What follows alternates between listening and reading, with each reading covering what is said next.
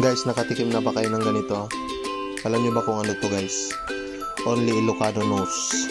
Yan. Ito nga pala yung salagubang guys. Sa Ilocano, abal-abal ang tawag namin dito. Yan. Napakasarap nito guys, exotic.